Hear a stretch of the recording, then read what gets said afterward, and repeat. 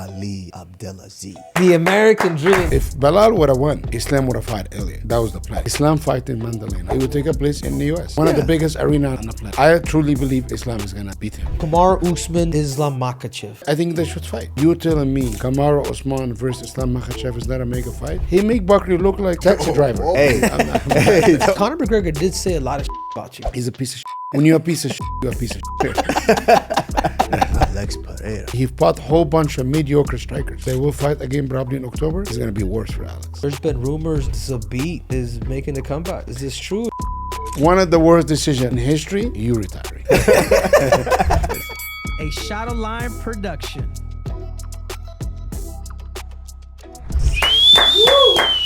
The American dream. That's what Ali is, man. I wanted to save the titles for after we at least say the name, you know. Living the American dream, the true picture of the American dream.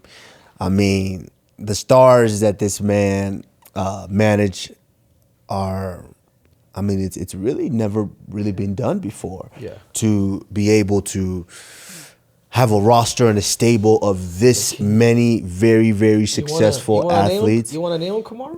No, I don't care the name. I mean, I don't care. I don't think he could name I'll just give all of people them. a few. Khabib Nurmagomedov, Usman, Kamaru Usman, Islam Makhachev, Frankie Edgar, Fabricio Verdum, Kayla Harrison. The Triple C, let's not forget. Can't forget man, that. there's so many, dude. I don't think he could name everyone off. I don't think he could name 80% off the top of his head. That's how successful and how great things have been, Mr. Ali Abdelaziz. Thank you. That's a great introduction. You guys give me a goosebump. Thank you. Yeah. Thank you. Hey, don't come over here trying to act all shy now. No, hey, I'm not. this and hey, let's get into it. I mean, this is my brother right here. A lot of people don't, you know, they think just this is a manager, but you know, that's my brother right there. That's my dog. I mean, he'll tell you, you know, we've been in some, you know, situations, you know, together, but you know, we ride or die together. Me personally, I don't know. You've known Ali a bit longer because you met him in Colorado? Yeah, at the training center. At that, you know, a lot of people don't know this too about Ali. Ali was an Olympic hopeful, so he was out at the Olympic Training Center. Left Egypt. You know, his story of hustling and fighting. Like, this is when MMA. This is before the Ultimate Fighter. Right. I Like, mean, you know what I'm saying? yeah. Like, and Ali, I guess, kind of give us that little insight on, well, just a brief touch on the journey a little bit to. No, I come here in 1996 as an Olympic alternate. I didn't compete in Olympics, and after that, 1997, you know, I come to the US for the US Open. They used to have the US Open every year in Colorado Springs. When I come here, like, I met the coaches named Eddie Lady, who's a guy who was the Olympic coach at the time, and he's like, "Hey, why you just move here?" You know, and the year after I moved, like end of 2097, and they give me a room to stay. You know, let me train with the team, but you know, I wasn't a citizen to compete in the U.S. I just stayed there, helped the team. I was like a training partner for a long time, and I was working. And after that, down the road, I started fighting MMA, and after that, I met Henry. I think in 2003, you know, and just you know, I used to sell CDR on my trucks. I used to sell FUBU, knockout clothes. I used to sell watches.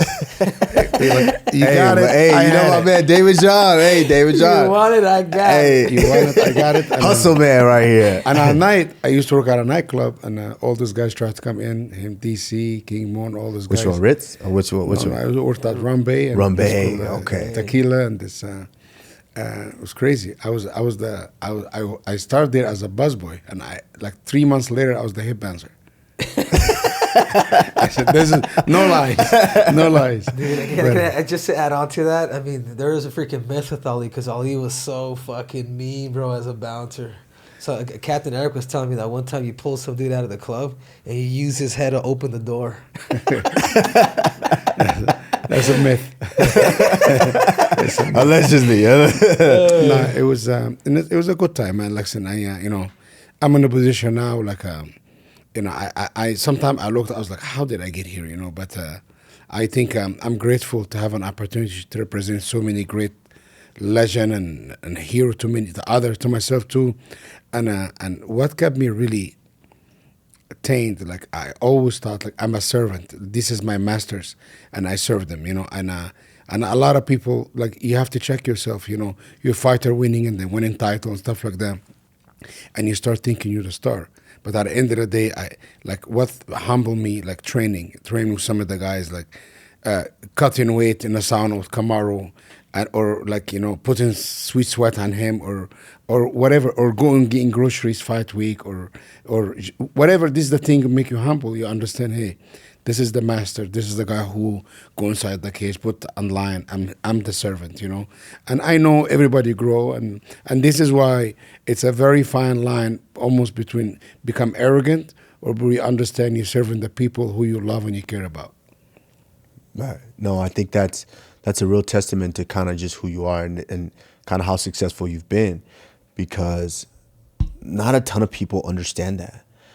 I think that the one of the common misconceptions is that, oh, you're just a manager. All it is, you just negotiate the contract and that's it. You know, you collect your percentage and the fighters take care of everything else. They don't realize that you really be in, I guess, quote unquote, you be in the trenches with them. I mean, we sparred a few times. I mean, you know how I do you. You know, we've grappled a few times too. You know how I do you. It's you know, yeah. But you definitely get down with the fighters. You definitely put yourself in the position of service, and I think that's one of the main reasons why a ton of your fighters love you. Yeah, one thing, you know, I achieved a lot of many things. Was a lot of great people, because I believe I represent the best fighter in the world of all the time. I don't think anybody come close. Not only as human beings, I represent a lot of guys, like great human beings, like people look up to them, you know. And one of the things I'm very proud of, I've been managing guys. Justin Gaethje for 10 years, Kayla 13 years, you over 10 years, Henry's 10 years. And guys almost like start with me and end their career with me. And this is something I'm very proud of. And I also, before I sign someone, I always call Kamaru or call Khabib or call Henry. What do you think about that? We don't really, if one of my guys said, don't sign these people, I will not sign. You know, like, because in a way it's almost like not like a cult. Maybe sometime we fight each other, some of the guys. And I'm not a big fan of that, but sometimes when guys fight for the title, they have to. In a way, I'm very proud of that. Guys doesn't come in and out. They sign and leave and sign and leave and sign and leave. And this is very, very something I'm very proud of, and I want to keep doing this. And this is why I want to sign a young lady the other day. And I talked to you guys about it. And you told me how you feel about it, right? And I think that's how we all stay almost connected. And I know you fought Gilbert Burns, you fought Marlon Moraes, Khabib fought Justin Gaethje, you know, all for titles, right? I'm not sure, I'm sure a couple other guys fight, but it was all the time stayed respectful. And Kamaru people doesn't know this, like Kamaru was my best friend. Like, you know, me and Kamaru been in the street fights and being like in Allegedly. So many crazy things. Allegedly. It's crazy. We went through a lot. Kamaru, one of the things, nobody wanted to fight him. And we used to go to fight, to try to like almost picking different people to get him to agree to fight. That was Kobe and all these guys. And it was very, very hard for him he have to win so many fights before to fight for a world title, right? And I think, but, you know, we still are professionals and we have to do what we have to do. Like with Henry, I know Henry actually used to come to my professional fights. And I remember Henry when he's young at the Olympic Training Center, you know. But, you know, I'm just grateful to be here, and I surround myself with very, very strong human being, not just a great fighter, just great human being overall. Right. The list of your roster is incredible with just all the fighters that you have. Real quick question of while we're on that subject is obviously like you're in the trenches with it, so you get to know these fighters personally. their lives, their families' lives, everything. You're so engulfed in them, which is obviously why you have such a high retention rate, why fighters are with you from the start to the end of their career.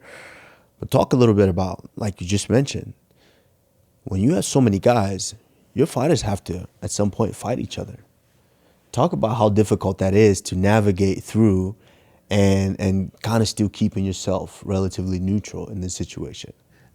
Like, I think when you get in a top five conversation, I think, as a promotion, guys going to have to fight each other, right? Especially for a world title. Like, you've been with Gilbert, you've been with Marlon. Who I am as a human being to tell a guy, oh, you cannot fight Islam Makhachev because he is the world champion. He's my brother and you my best friend and you both my brothers. I am nobody to tell somebody that. If both men want to fight each other, fight each other. Some guys, they're not even ranked. Like, I think Esteban and Nasrat really want to fight themselves, right? They want to fight each other. And I kind of told them, it doesn't make sense. But both said, no, we want to fight. I said, go ahead, you can fight. You understand? I'm nobody to tell people, if it's two men, they work in entire career, and this is what they want to do, they're not friends, whatever, I'll advise them whatever I think. But at the end of the day, they have to make the decision, because at the end of the day, every fighter is a CEO of their own brand. I'm a manager, advisor, maybe a brother, a training partner, but I work for this fighter. Like a lot of people get it twisted. Like, managers, they are employed by the fighters. Yeah, like, I'm employed by Henry Cejudo. I'm employed by Kamaru. I'm employed by Benil Darouche. Viviani, she's fighting on an undercard this week. Who I sign contract with, I work for them, and they my boss, and that's the reality. Yeah, and I feel like what's different from Ali is his business model's different. It's almost like it's a brotherhood, and he's the type of agent where everybody's trying to get to Ali. Like, that's everybody's goal. You know what I'm saying? Like, so what I love about what you do is, like, a little bit of what you said. Like, the last thing you want to do is pair two of your guys, because then that's kind of like double dipping. And I've always admired that about Ali. Is like, hey man, our guys don't fight unless they truly have to.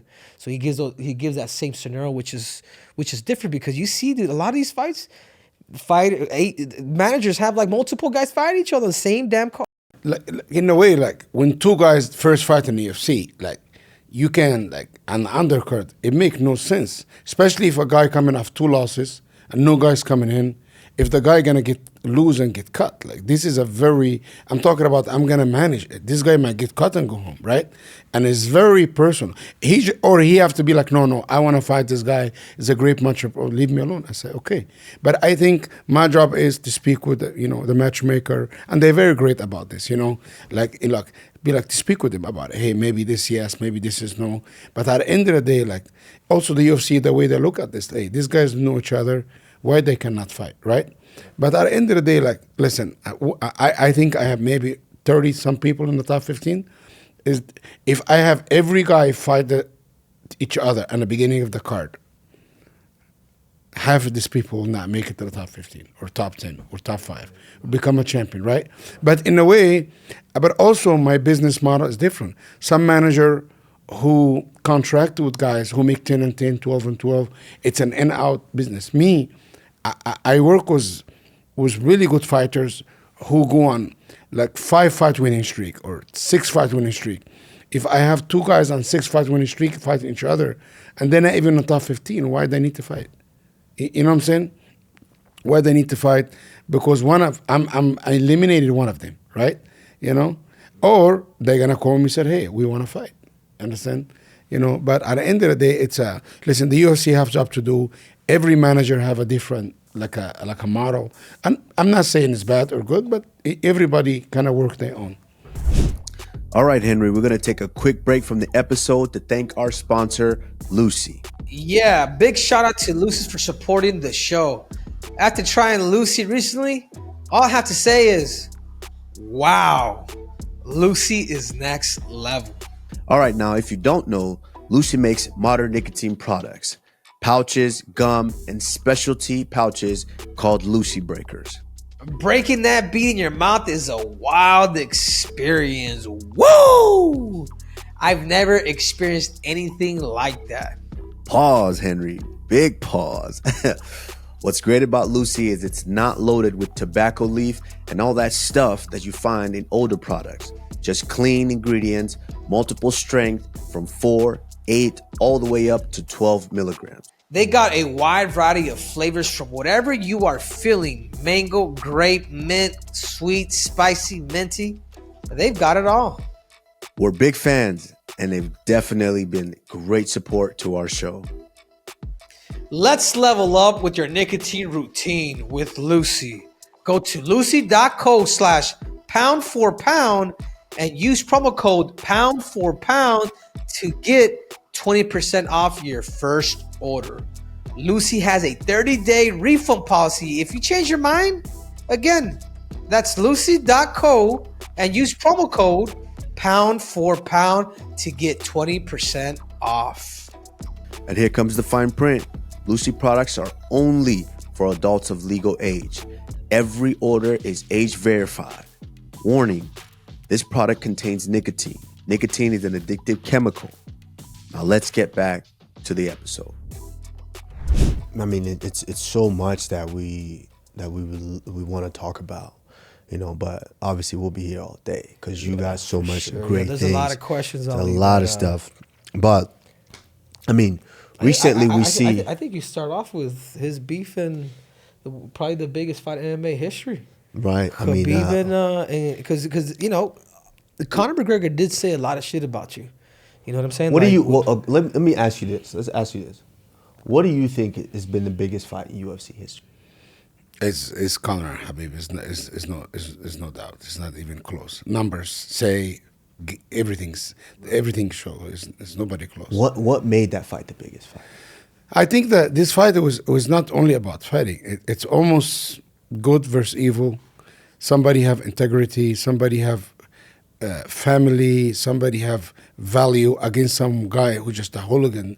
He doesn't give a crap about nothing but himself or his ego. And I think, you know, in the past, Conor was be able to bully people and speak with them certain kind of ways. But in a way, when you fought a guy like Khabib, he's like a brother to all of us, and he's as solid as they come. He's a great man. He's have faith. He's one of the best to ever do it. In a way, Khabib was not going to allow him to get into his head or bully him or do this, you know. And Khabib really, the way he handled himself like a professional, you know, like starting with being inside the bus, trapped inside the bus. These people try to attack us, you know. Listen, at the end of the day, if you wanna, they said money and fame change people. I disagree. I think money and fame show who you really are, right? You know, maybe this McGregor guy at the beginning was a good guy, but when you really give him this power, this money, show who he is. He's a piece of shit. You know, when you're a piece of shit, you're a piece of shit. Like it's fact. It's fact. But I'm gonna tell you something about that fight. Like, not a lot of people don't like Khabib and Conor McGregor. That was real beef. Oh, you know what I'm saying? Even at the fight, we were there. I don't know if I was sitting. Maybe I was sitting next to you. You ended up jumping over, but No, you were. Was that with you? No, you probably didn't get a ticket to the fight. No. I was there. I was there. Because even I didn't get a ticket to that. Let's bring it back to Ali. Yeah. No, honestly, I have a ticket, of course. But you were in the back, weren't you? One of the things, every title fight, I always wear a suit. For this fight, I wear a white tee and a pants and sneakers because I know something was going on, and I stayed in the back. You never knew, but you knew something was going to happen. We know it's a body language. We all know. So it was, everybody know. It was tension. It was tension, and I wear a white T-shirt. Even the picture of me holding Khabib is like a really popular picture, like getting people off him. You know, in a way, I know it was just very ugly, and I know something will happen, and I was just ready. You know, and what happened is when I ran, Dana grabbed me. And listen, he's my big brother, man. I respect the shit out of Dana. I know, and I know I kind of off subject. You know, who's a guy I truly respect. You know, and he grabbed me. He's like, listen, if you do anything, that will suspend you, and they're gonna suspend every fighter. Help me calm this thing down. And I just really wanted to get to one guy, and I ended up getting to him a little bit later. I want to get to this Khabib. Dylan Dennis. Khabib. Allegedly. Khabib. Whatever, right? No, at the end of the day, I'm gonna say the truth. I know everybody except me is professionals who guy gonna wear a suit and stuff like that, but we are men. We are human being, and sometimes we have to protect our value. We have to protect our stand. And that's why if we're friends, your friends is my friend, your enemy is my enemy. This is how. I know that's how you roll. No, I know that. That's like real. That's like, and that's something that you'll learn from Ali. Is like, man, his loyalty is, you guys' loyalty, bro, is just fucking different, man. It's like what he just said. You know what I'm saying? Same thing with Khabib. He's like, John Jones is not my friend, but I think he's one of the greatest of all time. But because of his rivalry with DC. Yeah, you understand. It's like you have to stand with people. If you play both sides of the fence all the time, and me as a manager, I'm in this position a lot. Like him and Belal, right? It's a little bit uncomfortable with me. But at the end of the day, now I'm just laughing about it. You know what I'm saying? Because I know how he feel about Belal. I know how Belal feel about him. But I know both of them. Listen, Belal is a troll. And I tell him this 100 times. And Kamaru is like a fun guy, but also is like, I'm serious. He's serious, but at the end of the day, when Kamaru won the fight, he said, "This is my Muslim brother. I don't wish him ill will. I was not happy he lost." That show who Kamaru is, right? He could have said a whole bunch of things about him when he won, right?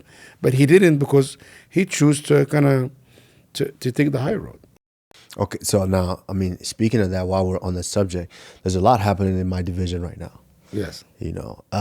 Talk a little bit about, there's rumors that Hunter went over to Dagestan or, to meet with these guys. 2-3 weeks. And I sent him to Dagestan. You sent him 2-3 weeks, 2-3 years, forget? I sent him to Dagestan. And I think, honestly, it was the right move for him to go there. Right. And so what was accomplished during that? What was talked about? We want the tea here. Hunter wanted to go to Dagestan. It was impossible to get a visa. I got you a visa to Russia. And we went to the same route. We got it.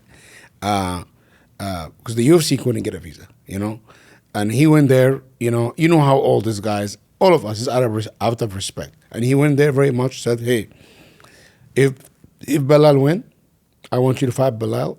Or Jack win, fight Jalal. And it's what Islam said. I said, I will not fight Belal, because they have a relationship. They train together, Khabib hosted it. It's different. Was Khabib there? Khabib, no. Khabib was not in Dagestan. He met with him a couple of days later in Dubai. Oh. And he went there. He met with Islam. Rizwan was there. Omar was there.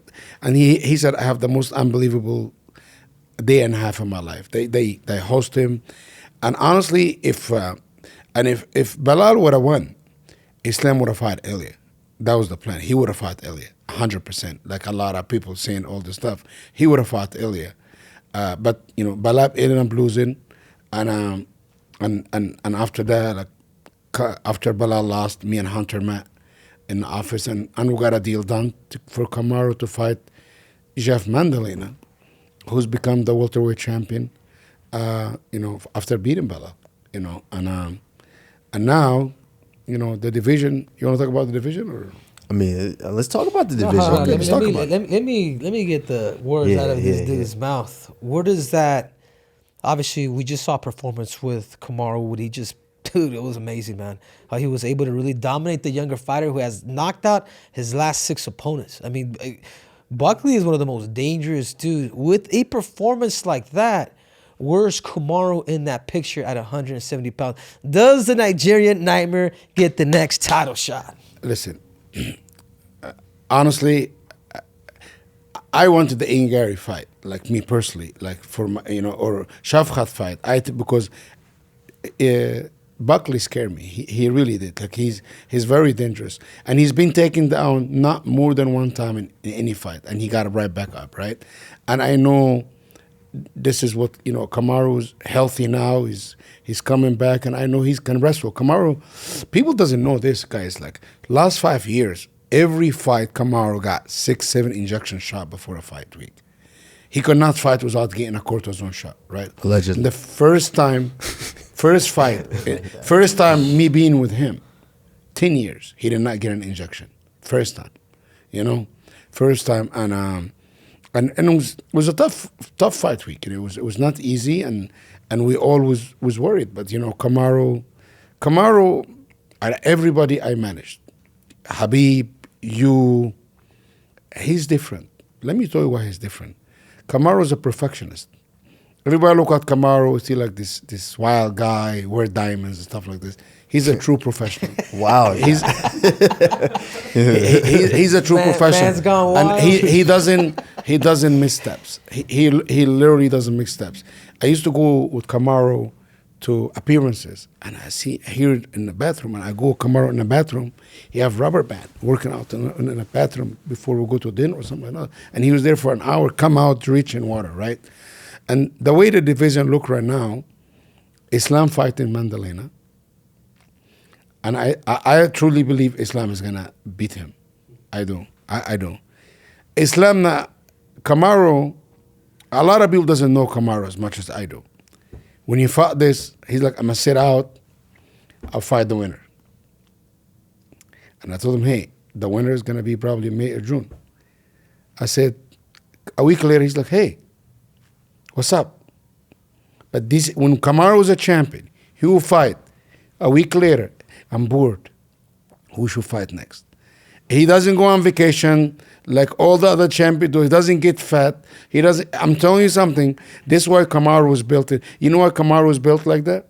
I think Kamaru loves competition, but also I think Kamaru loves making money. Right? Of course, you know what I'm saying? And I'm telling I'm telling you, when Kamaru was a champion, he did this all the time.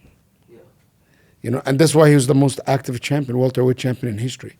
And I think Dana White said he's the greatest welterweight all the time. And I believe he is. It's not George, and I love George. Definitely is not Woodley. These dudes, this guy, honestly, I used to like this guy. Okay, this guy is a clown. No, I get all that. No, trust me, dude, Kamaru. But where does Islam, we all agree that we do believe that Islam's more likely going to win. We all? I think you do too. Kamaru, Usman, Islam Makhachev. I mean, I don't know if you hear, and that maybe. I think they should fight 100%. How big? You know why? Because this guy he was a former champion. This guy is a champion. He wants to be the champion. They have to, and I'm very close to both guys, but in a way, like I said, who I am as a human being, to stop making this guy's making dream become true. But is that next? Is that next for Kamaru? Honestly, it's up to Kamaru, because you don't know Kamaru as much as I know Kamaru. You might do a podcast with him, but I know what's inside this beast. If Kamaru willing to wait, listen, I don't think Dana White loves Kamaru Usman. Like, people doesn't know this. This man been to Dana's house. He hung out with his family. Like he love him as a human being. But also, after a last performance like this, listen, let's be real. Who's the biggest name? Who's the money maker in this welterweight division? It's Kamaru Usman. He's the guy been there for a long time, longest reigning champion, welterweight champion, 5 title defenses. And you telling me Kamaru Usman versus Islam Makhachev is not a mega fight? But is Kamaru Usman willing to wait a year? Because it's a year. That's the question. How do you feel about it? Do you think, will you be in Abu Dhabi? Is more likely will they probably going to fight? Are you going to be at that fight? Are you scoping things out? Well, I don't know what the this fight's. Fight is not going to be in Abu Dhabi. I don't know where Makhachev is not going to be in Abu Dhabi. I don't know where the fight's going to take place yet, but I think it will take up. I can tell you, it will take a place in the U.S. Really? Okay. In a big arena, one of the biggest arena on the planet. Okay. My thing is, you're right. I don't know. It's I get home and I start training next week, and it's like, I'm kind of bored. I need to do something. And so that might change, or it might be, okay, I'm not. And that's what I would say. And you and I both agree, in the last couple of years, I've been more honest with myself as far as if I'm ready or not, if I feel confident and able to get in there or not. Because let's be honest, we're no spring chicken. We've watched it. I mean, you've managed so many legends, guys like Frankie Edgar and guys like Sugar Rashad Evans, my big brother, who we you have to be honest with yourself at the end of the day. And so, yeah, I might not want to wait, or I might be like, okay, yeah, I need to still give some things some time to heal. So it's one of those situations. I don't know, but you got a surplus of just sometimes, and like we said, like as a manager, sometimes you have the champions, sometimes they lose the belt, and sometimes they come right back. And now you have a new champion who it's been a dark cloud over women's MMA for quite some time. But was that dark cloud in a different organization to where people would say these things, oh, she can't win here, she might not be able to do this here. And then she comes here and she's done it with the vengeance. In 3 fights, she's the champion of the world. 2 finishes. Yeah, talk about Kayla, right? Talking about Kayla Harrison. Yeah. What's next for Kayla Harrison? I mean, where's that next step and what's the ceiling? I mean, you said greatest combat athlete of all time. But why you don't skip? You skipped yourself. Like, in a way, you have to tell the people. Do you wanna wait for Islam Makhachev? Because I think you deserve a title shot. You deserve a title shot. Brought it back. I believe you deserve a title shot. We're doing a negotiation. But one of the things I always tell young guys, you can buy everything in life except time. Don't waste times. A lot, because you know what? You know what's crazy, Henry? I saw people like Tom Aspinal, like Mike Chandler, waited for this fight. Somebody got injured. Somebody went to jail. Somebody did 2 lines of cocaine, right? Somebody got pulled over by the police. It's crazy shit happened. And after that, you wasted 2 years of your life. Honestly, Tom Aspinall made the biggest mistake of his life. I'm a huge Tom Aspinall fan. I think he's going to be one of the greatest fighters ever. I'm a big fan. But if I was on his team, I said, forget about John Jones. Fight somebody else. Fight a real gun. Keep fighting. Keep defending. Because he's wasted so much time. How are you going to buy this time back? The UFC is going to give him this money back? Of course not. You understand? Because he chose to wait, right? And the UFC would have given him a fight. But that was a big mistake, in my opinion. So how do you feel about John retiring right now? Listen, I have mixed emotion about John retirement. I think if the man wanted to retire, he should retire. I think he'd been on top for so many years. I don't think he can compete with this young. Honestly, like, this is a young man's sport, and especially with Sean, who somebody, we know all his lifestyle. Like, that's what he does. He's very talented, right? Talent take you so far, but after the hard work kick in, I don't think John Jones, I think he's been just so talented, beating everybody of talent. I think maybe he worked hard at one point, but not lately. Like, I don't think, honestly, if I was him and I want to keep my legs inside, I will not fight Tom Aspinall or Francis Ngannou. So he made that right decision. I mean, there's a lot to cover. I feel like there's a lot, man. What's next for a guy like Umar Nurmagomedov? Obviously he had a close fight with Merab. I felt like the right decision was made, but I also feel like because the fight is kind of scored by rounds. If it was scored as a whole, man, the damage that Umar, you could almost go that side. You know what I'm saying? But the fight with, what's next for a guy like Umar? I know he's been out for. I don't know if he's been injured or something. He's good. Listen, at the end of the day, there's no excuse. You have to give the flowers to Merab. He won. Umar had 5-week camp. He fought him, was like, honestly, it was a broken hand, but he still fought. I think Merab is one of the best fighters in the world, and I think the only I think Corey Sanhagen might give Merab problem, because I think Corey now is Trevor Whitman on this team, and I think this guy is very high level. But if I think Omar is the guy to beat him. Yeah, remember, Omar is 28 years old. Like, he's young. But dealing off of that, I mean, with Umar, there's Ali, you have so many guys at the highest level of the sport right now with fights and things coming up. There was one guy that was very, very dominant for a while.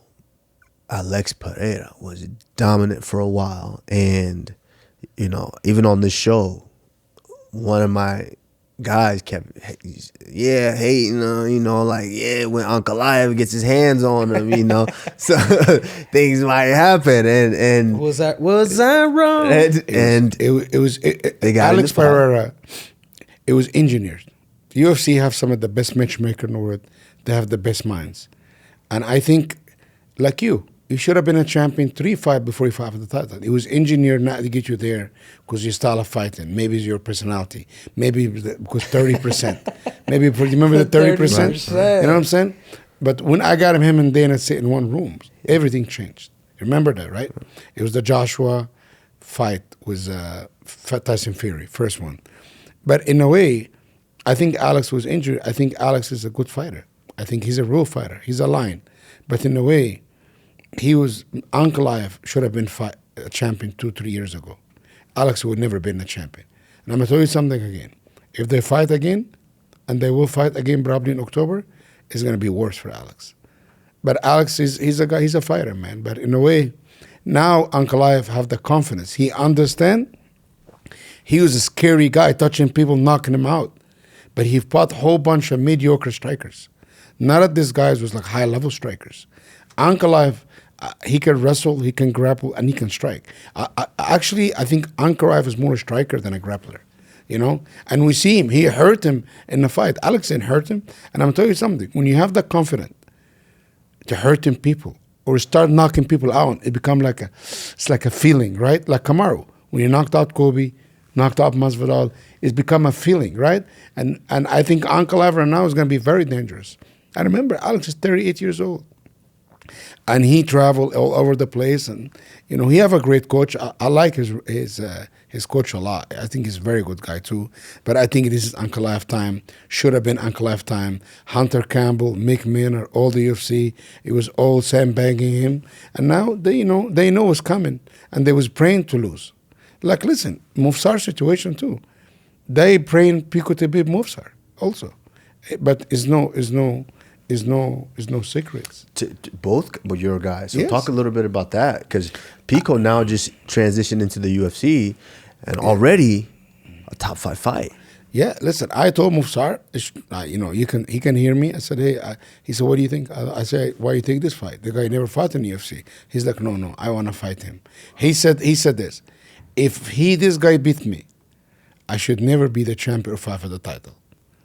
Like, he said this. He said if he's saying this about Pico too, man. Yeah. Pico was but dangerous. But he said he know he's dangerous. He know he's a good wrestler. Khabib told me this. One of the most confident fighter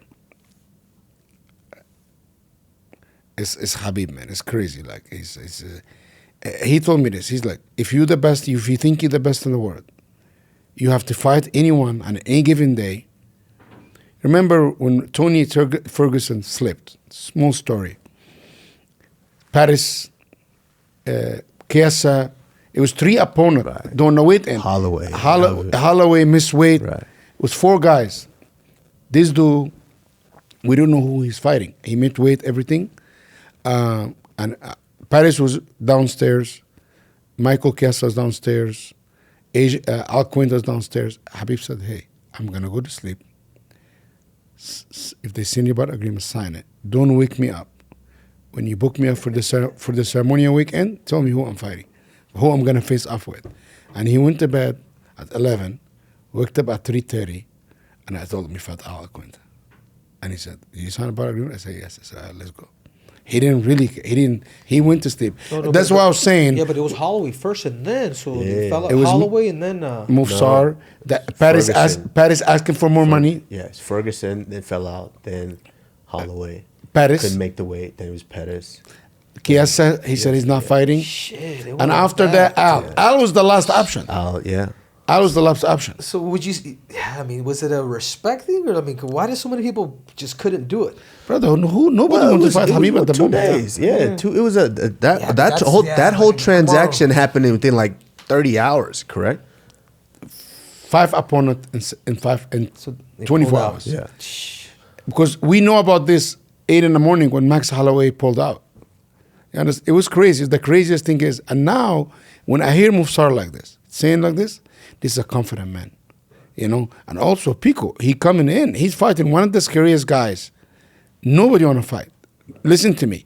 When I told you nobody want to fight Movsar, that's why you got to give Aljamain Sterling a prop, because Aljamain fought Movsar. He didn't need to fight Movsar, right? It was a close fight, Kamaru. It was a good fight. But I'm just telling you, like, fighting in this level, Pico never fought guys on this level. Pico have a fight, but Pico also can turn anybody's life off at any time. Skills, Pico have the skills. It's gonna see 5-round experience. You see a picture Pico post the other day? One of the craziest photo ever seen. But after that, Movsar posted a photo, is even worse. It's like better. Like, so they going body for body. But I'm talking about like craziness. I'm talking about this dude have vein on the chest. But I'm telling you something. Whoever win, I think they will get a title shot. So even if Pico does, again, because the UFC does like him, and I know that because it's the way he fights. If he wins, does he get the next title shot? It depends how he looks. But Movsar win for sure. He's gonna get a title shot. Okay, so let me ask you something, Ali. When you look at a fight, or when the UFC is looking at a fight to make decisions, is it typically when they cannot make a decision, they typically go on the best performance? They Because Pico hasn't even fought the UFC. Let me tell you something. Everybody who know who Pico is, we all know who Pico is. When the UFC, when they promote a fight, they need to show highlight. When you have somebody who doesn't have highlights, right? How are they going to promote the fight? And this is the problem with Movsar. He have no highlights, right? You know, Kamaru was in this position. Kamaru was in a position. You know how Kamaru have light? When he knocked out Sergio Moraes in Brazil, give him 360, didn't even get a $50,000. I fucking raised hell. And after that, finally Kamaru have a highlight. That was his be like, okay, Kamaru's good, right? You know, but you need to highlight. As a promoter, you need a highlight. Right. No, I remember that. And even this is why, like I said, you have to just self-reflect and be honest with yourself. Because even myself, I fell into a rhythm. I think I was like 4-0 in the UFC. And each fight, I had at least one 10-8 round. I think I went on like maybe 5 fights or so. You and Khabib have more than 8-round fights in the UFC than anybody. And I was... but I'm watching it back, and I'm like, and I'm just fast forwarding the fight because I'm just taking the guy down. I'm on top of the guy the whole time, and I'm just fast forwarding the fight. And then the like minute that we're standing up, okay, I watched that. I'm watching that minute. I'm like, yo, you got to start putting some highlights in this because that's what the company's going to sell. Correct. So yeah, we winning, but you can't be upset with yourself with the company if you're not giving them much to work with. Listen. People can say whatever about the UFC. Like we like, I understand we are on both sides of the aisle, but in reality, if we don't have the UFC now, you have almost 1,000 people. They're gonna be working, like how they gonna have jobs? You understand? And this is why you have to look. Maybe, of course, everybody want to get paid more. Like fighter pay, right? If you're making $1 million, you want to make $2 million. If you want to make 200,000, you make. Nobody's ever satisfied what they getting. I don't care what he say. You know, Kamaru was making 30 and 30. Like he went to, like, you know what I'm saying? It's like he went to whatever he went to. The ends. You know, he's not a champion now. He make less money, right? But in a way, whatever the UFC job, they make a lot of money. You understand? They make a lot of money. But the job they doing to keep guys busy and keep guys fighting, nobody else is doing it. And can I touch on too, Ali? Like, that's one of the things that I do regret as a fighter. It's like I should have never really fought with the UFC or made a lot of the numbers public. You know what I'm saying? Like, that was stupid. So those who are watching this, like, dude, learn from other people's mistakes. Build a relationship with the UFC. This is why Dana loves this dude. And, you know, I could have had that relationship too, but I just chose to troll. And I think sometimes that'll come back and bite you in the ass. But Justin Gaethje, Ali, you know, he made a big statement, and you guys have spoken about it. It went viral. He's talking about potentially just retiring and letting go of the sport because he does feel like that Max Holloway fight was an exhibition. What's your 2 cents on Justin Gaethje's future? When you look at Justin Gaethje's career, the things Justin Gaethje have done to entertain all of us, it's nobody ever done. Like this guy have 13 fights in UFC, 13 bonuses. It's never gonna happen. It's not one dull moment in a Justin Gaethje fight. And I think Justin Gaethje is still in the top 3. He fought for Evloev 2 times and he's ranking number 13. You understand? Because he saved the company. Listen, Jamal Hill and Pereira was the main event. The real main event, International Fight Week, was Max Holloway versus Justin Gaethje. This 100% he's safe. And what I know about Dana and these guys, when you took care of them, they will always come back and take care of you. You understand? It's not one way and straight. And I think he's at this point be like, why I fought Fazif for you guys to give you a good co-main event. And he put on a great fight and he still got a bonus, right? In a way, at least he can do for me. I'm 36 years old. I'm not 21. I don't need to fight I'm 3 and 4 in the last 4. I believe Charles, he deserves it way more than Charles Oliveira. Charles Oliveira 2 and 2 in his last 4. Justin Gaethje 3 and 1 in his last 4. So he knocked out Dustin Poirier.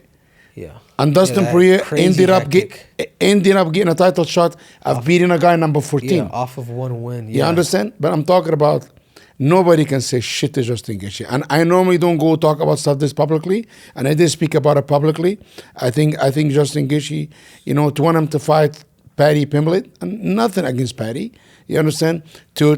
And I know what the UFC doing. They want Paddy to win, to fight Ilya, and there'll be a huge fight. But everything might get ruined this weekend if whatever happened this weekend. But in reality, if anyone deserves a title shot, I get that. No, 100%. I agree with you. Will Justin Gaethje say I'm done with the sport? I think he's the type of guy who will.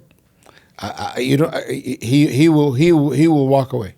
Justin Gaethje will walk away. Damn. I agree. I think he's the most honest, one of the most honest, principled guy that would say, yeah, and he's a damn good golfer now. I hate to admit that, but he's a damn good golfer. The way Justin Gaethje fight, you would never thought this dude have this much value and principle. Nothing match.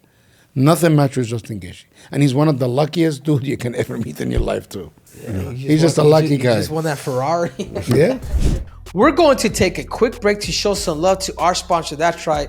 I'm talking about True Classic. I've been wearing this t-shirt every single day, and I've been looking so damn good. I've been trying to tell Ron that I'm trying to be part of the True Classic family for good. Easy now, my man Henry.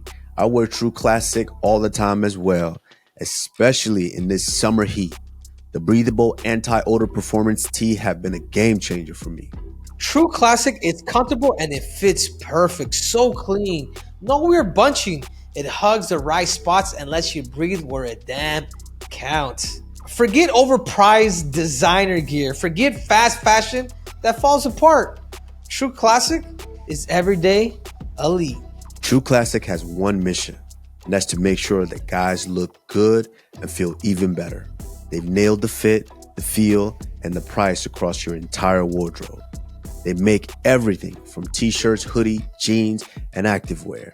They have everything you need to level up your everyday style.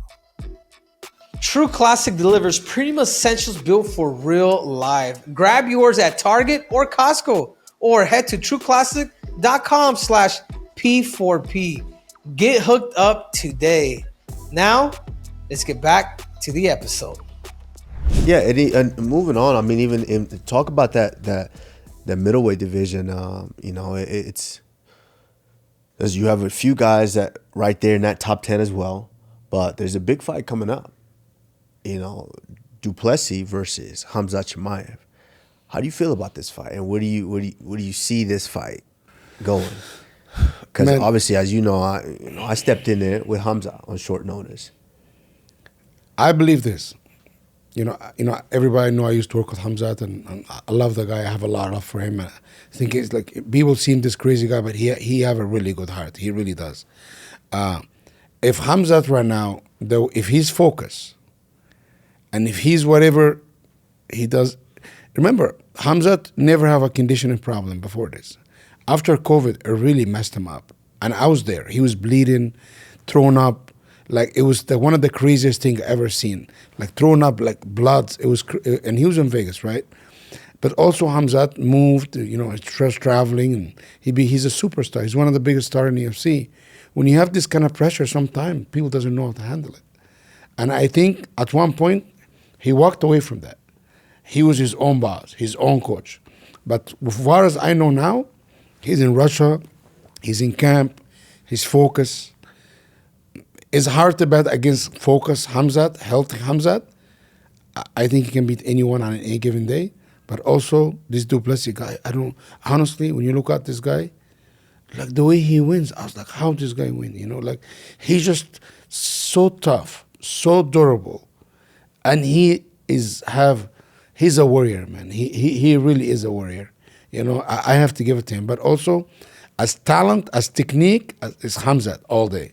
But if you go to the third and fourth and fifth round, how this fight gonna go? I believe Khamzat can go there, did to him what he did to Robert Whittaker. 100%, I believe this. But if Khamzat doesn't do this, what's gonna happen, right? And this is why we buy the pay-per-view. That's why we're gonna go watch the pay-per-view, because it's the greatest sport on the planet. Because you don't know the unseen. How many times you think, oh, you're a professional fighter, you pick this guy to win, and he doesn't win, right? You never know. There's been rumors. But I'll pick up Khamzat to win. I'll pick up Khamzat to win. There's been rumors, Ali, that Zabit is making a comeback. Is this true? Is this no? bullshit? He's not coming back. He's not done. coming back. Yeah, And I'm curious too. Maybe the fans may want to know, but what was the reasoning behind that? honestly, he got booked like 3-4 times with Zaire Rodriguez. Zaire Rodriguez keep pouring out on him, and he was like, you know, he just lost love. You know, so when you lose love, you know what I'm saying. And I'm not gonna blame anyone from the UFC, and I could have, but I'm not gonna do it. And I think it was a little bit UFC's fault, you know, and also maybe a little bit of my fault, but in a way, because I should never make them book him again with A. Rodriguez. I was like, this guy's, he pulled up 3-4 times, right? And in a way, I think Zabit fell off, and he have a lot of businesses and married and kids, and he said, I don't need to do this. But I'm gonna tell you something, man. Zabit have a brother I think is much better than Zabit. Really? I'm telling you something. He fight in PFL. He's 24 years old. I truly believe he's the same style Zabit, with a way better gas tank, with way better wrestling and grappling. And his striking, even better. I'm telling you something. What weight class is he? He's 145. He's 12-0. I believe he can come to the UFC today, and he's top 5. I'm telling you, his name is Kassan Sharapov. I'm telling you, he is better than Zabit. All right, Ali. One thing now, obviously, after this last fight week with me, is really understanding, like, it's not easy just being a manager. There's a lot of things that go on behind the scenes that a lot of people really don't understand. So is there a moment for you that was the craziest moment in trying to make a fight happen? With you, all the time is a crazy moment because you want too much money. But they don't pay me the money, damn it. Kamaru, like one of the things, I'm going to tell you something. People, like a lot of guys, this. Kamaru, if you bring Francis Ngannou tomorrow and you give Kamaru the right amount of money, he will fight. He will fight 100%. Yeah, you fight Francis then? Listen to me. I know this guy. I know what brain damage. But you know what? The crazy thing, the crazy and this thing, is very I used smart. to spar AJ. Let me tell you something. He make me become a manager because in a way, I'm a deal junkie. I like to make deals. You know, and I am. I'll admit it. I like to make deals. I like to be involved in big, mega fights. This is what gets me up. I like when I have a guy who's not even in the UFC. I don't recruit, and when I see a guy I really like Hassan, I built him slowly and I watch. And then momentum, like Pico, who's 4-3 when I start managing him. Nobody want to do anything with Pico. And I take it, they saw me Mr. Save the Whole. This is the word, like they and these guys. I want to save. And I took him and I got him on a 9-fight winning streak. Because he is this good, right? But I'm talking about, like, it's nothing better than getting involved in big fights and making big fights. Managers who get in between big fights, they ruin the sport. And a lot of us do this. Get shit done, get fight done. Because sometimes fighters are healthy. They can make their money now. They can become a champion now. If you try to play the long game, I'm going to hold and hold.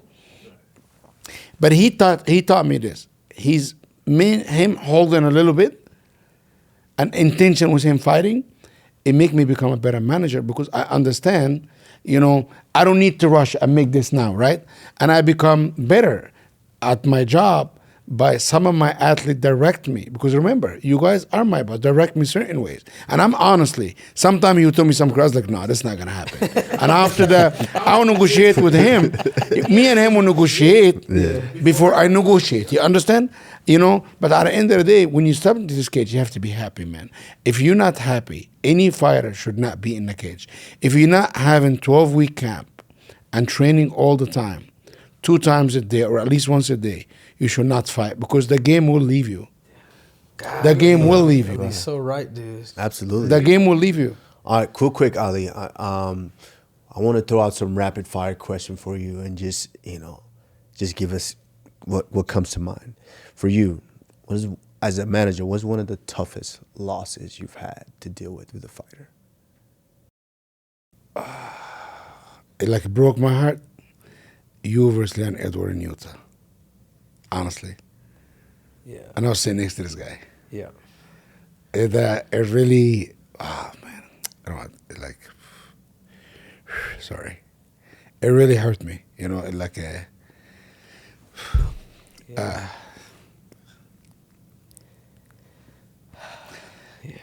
yeah, that really takes some from me. Yeah. The most 2 wins I'm so proud of when Khabib beat Conor and when he beat Buckley, not when you won the title. It was because I know what this dude went, hip surgeries and knee surgeries and everybody write him out, you know what I'm saying? And he tried to come back. He tried to work, but he can't work. And that really, the Leon fight, it really, it take a piece out of me. Take a piece out of me, you know what? It's not humbling. It's and that's why when we went to the hospital, I tried to cheer Kamaru up and start dancing and shadow boxing, but inside I was dying, and I have to hide it from him. Yeah, that took some out of me. And also, when Vicente Luque fought, what's his name? Jeff Neal. It really took a piece out of me because I went to the hospital with him, and I see when you go to the hospital with Justin Gaethje, this fucking guy talking shit, doing push-ups, and I was he make it better for you. Also Vicente, that takes some out of me too. I was like, fuck, these guys have to really go through this to make money. It's crazy way to make money, It make you appreciate these guys even more and make you even want to work harder. It even make you respect them more, And that's why, you guys, whatever you do, and that's why I love Dana, man. You know why I love Dana? Yesterday, he was having dinner. And this is why I inspired Dana. I love this man so much. I really do. I barely do business with Dana. I work with Hunter, Mick, Sean. As a man, he took his time. He came, stayed 10 minutes talking to everyone, standing up, right? A guy who's probably almost a billionaire to come and give his time. And you guys got all stiff last night for some reason. I don't know why. And this is why, it's just a respect, man. It's whatever fighters do, man, nobody else can do. It's a 0.1% of people on this planet that can do this. Okay, which is one of the which is one of the fights that you somehow got done and you were in the back, I can't believe I just pulled that off. Fuck.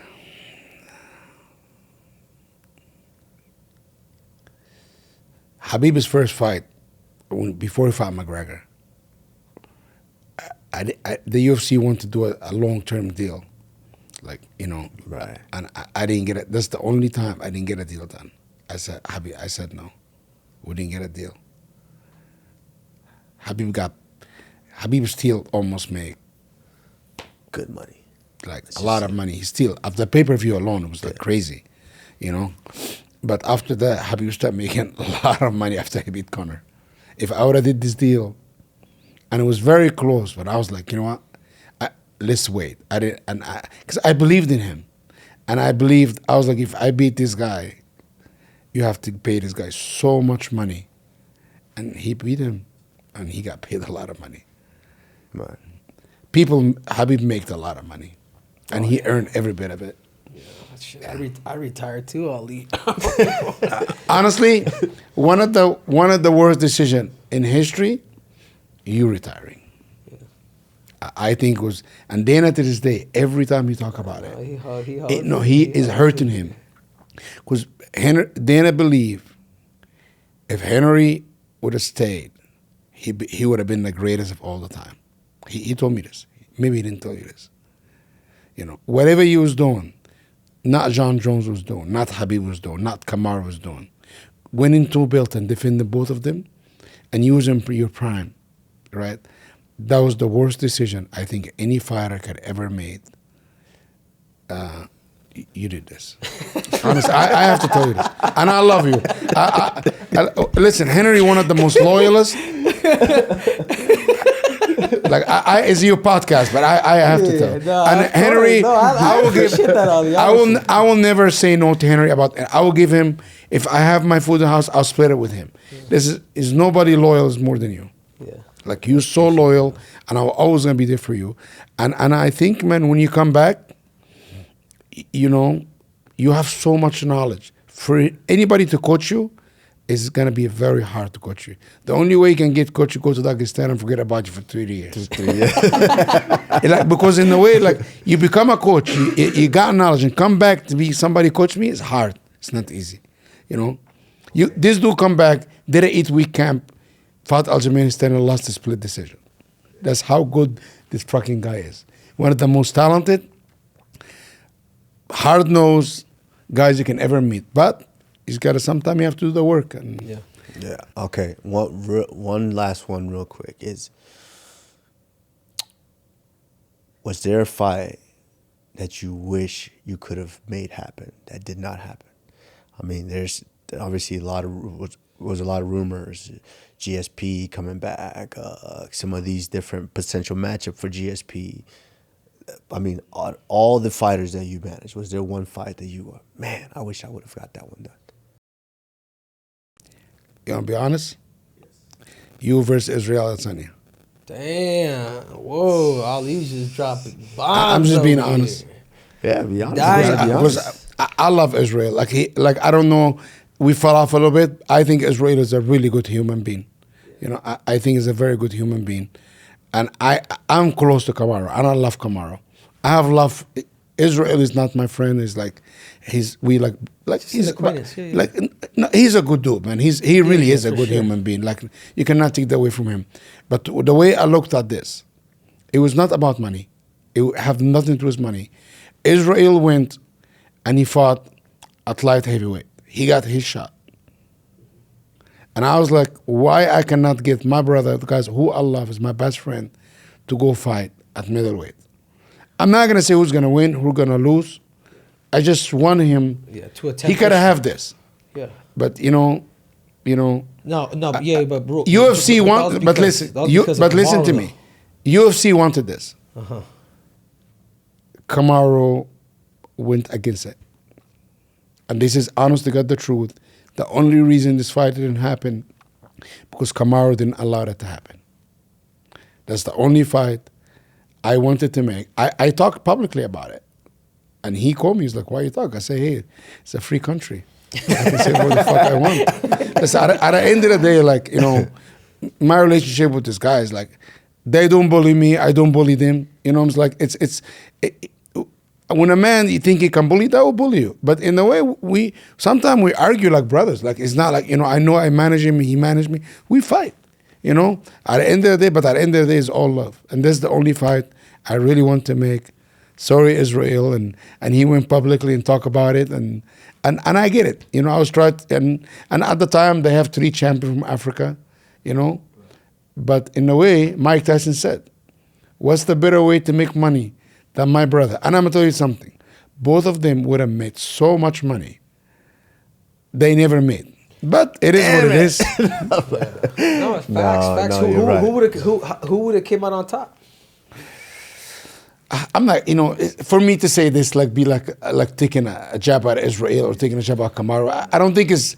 Do you think? And I'm cool with it. Same thing with. I'm cool with, man. Israel's he's a great human, bro. You can tell he wears his heart on his sleeve. Yeah. But, he's sensitive. Yeah, but with Kamaru, you think Kamaru had that style? That was just different, right? Like, You still want me to talk? No. You want me to instigate? No, let me tell you something. Let me tell you something.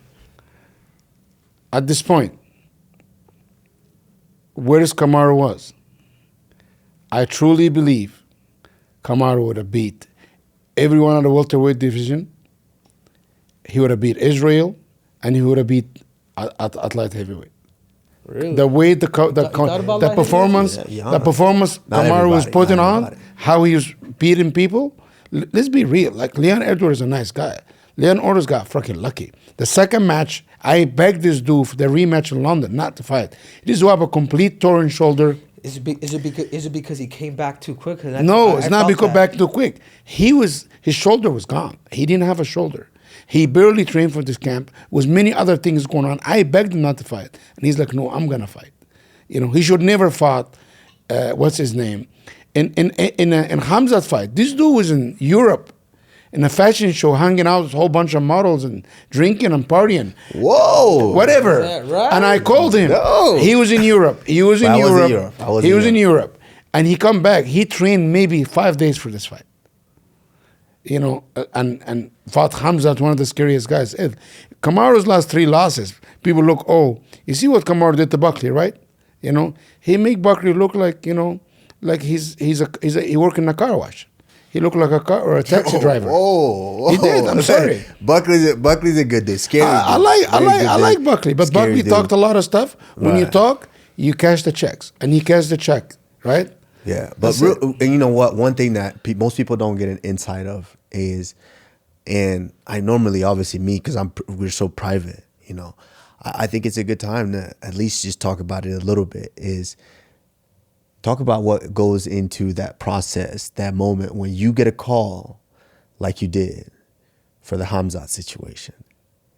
And you have to call me and talk about that little dance that we do before that fight actually happens. Kamaru was like, what happened. Almost I have to flirt with him. Like, I'm trying to sleep with him before a fight. It's like almost I have to flirt with him. Like, right now, it's a situation right now. We're flirting with something right now. We're flirting with something right now. You know what I'm saying? And it's Kamaru's way. How much are they going to pay him? Kamaru was going to come back to fight Shafkat in November in Madison Square Garden. Something happened to Shafkat. This fight didn't happen. He was going to fight in November. Let me tell you something. This Khamzat things, I always say whatever the coaches say. I followed, The only thing I told Khamzat, 5 rounds. Kamaru said 5 rounds. Kamaru can come off the couch. Kamaru, Frankie Edgar, Khabib. They can do 5 rounds. I think you a little bit too. 5 rounds without training. Physically, genetically, they can do it.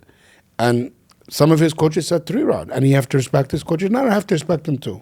If this fight was a 5 round, Kamaru will be making $10 million a fight right now. No. But talk about making that fight happen. Like, actually, before they get the breaking news that it's going to happen, UFC calls you, it's the last minute. When a specific fight or any fight? Talk about like that fight. Because we've had a couple of situations, like talk a little bit about, because I don't think people understand like what happens before that fight is actually made at that last minute. Honestly, man, I never called you about a fight, and you normally say, I don't give a shit. Like you normally say that, I'll fight whatever. But with Kamaru Usman is a component about, how much he's going to make. You know what I'm saying? And this is what Kamaru's, and this is what they said earlier, it make me better as a manager. Sometimes not just take a fight. To see what's good come out of it, what's the bad come out of it, what's the risk, right? And at the end of the day, sometimes for every risk is a reward, and you reward your professional fighter, how you make money, right? But with you, it's a little bit different. Like, almost, it's like I can't come to you straight. Like, I have to come to you like to feel you out, right? Like, to feel you out, like a flirt, like rub him a little bit, like a massage, right? After massage him, And after that, I will come when he's ready. I will just let him have it. Pause. Not in a way. Not in this way. Not in this way. Like, listen, at the end of the day, every athlete, whatever I do, I'm an artist. You guys an artist. I'm an artist, a manager for artists, right? You guys an artist. You can be, oh, bro, you have a fight in this day and day. I'll see you later, right? Especially on this level, you guys fight on, right? It's a lot of evil. It's a lot of decision. One decision can ruin, make a champion lose his title. What happens if guys are injured? And if you injure, you got out for a fight as a champion, but they want to pay you the same amount of money you're taking, but you're taking a risk. You only taking a risk, but if they're gonna pay you double what you're taking, okay, you understand. And we've been there many times. You've been injured, and you took fights, but in a way, you got compensated, right? Because you take the risk. And the craziest thing was the Khamzat fight. I think it was crazy how this thing come out and the performance he put on, man. You know, this one of Khamzat's toughest fight in the UFC. And listen, at the end of the day, you keep winning, he keep winning. Maybe you guys will have a rematch. You know, I know this is something you want, and I believe this. If we talk about you personally, you're the healthiest I ever seen you. You may be 38 or 37, but you're the healthiest I ever seen you, and I think personally, you have a lot of fighting in the tank, and I believe you're gonna be fighting for a world title. You know. Well, my brother, obviously we could sit here and talk all day because you're just so much knowledge that you have and so much information that you can give us. But we don't have that much time. Before you leave, I will ask a question. How you and Belal make peace? What do you mean make peace? How you guys make peace? But this is my one problem I have. Now I have to take 2 different dinners, 2 different phone calls. Like, it's crazy. I have to be fair. Yeah, okay, I understand, but this is my thing. I don't have beef with him. Some of the things that have been done, have been said, rub me a certain way. Where now I understand who you are, because that wasn't warranted. Like, have you ever heard me, when I was a champion, even after being, I lost the title, did you ever hear me say something negative about Belal? Did you ever hear me get on there and troll him online? Nothing, never. Yes. But seeing that when you get in a position of power or you get in a position of recognition, becoming a champ or fighting for the title, that's what you choose to do. That's where you are. It lets me know who you truly are. And so I just take you how you are, and I'll take him as he is. It's just a separation. I'm a man, you're a man. I don't have to be friends with you. You don't have to be friends with me. Correct. Stay in your place. I'll stay in my place. Simple as that. Okay. Yeah. And one of the things too, like, I want to add this thing. Kamaru was my friend, and he fought like Gilbert, and I have a deal with him. Whoever wins, even when he fought Marlon, right? I called Marlon first. I went saw Gilbert in the hotel first, and after I went saw Kamaru. I was always gonna go. If my guys fight each other, I'm gonna always. When Justin Gaethje lost to Khabib, I called Justin Gaethje first, and I think that's one thing. I don't like their photos. Like, it's. I become like, I have to be mutual. I never favored a guy. I can truly say this. I never favored a guy to win, because it was not my decision. It's their decisions. That's about it. Well, my brother, it's always great to catch up with you. Always great to talk to you. I'm going to see you later on. You look nice with that suit on. Thank you. Kind of got you dressed up today. I like the purple socks. Yes. Well, as always, I am the Nigerian Nightmare, Kamaru Usman. Henry Cejudo, a.k.a. Triple C. With the amazing Ali ABDELAZIZ. And we are out. We are out. Bro, you have to do some curves, bro. This guy's arms like 3 times. That's what I'm saying.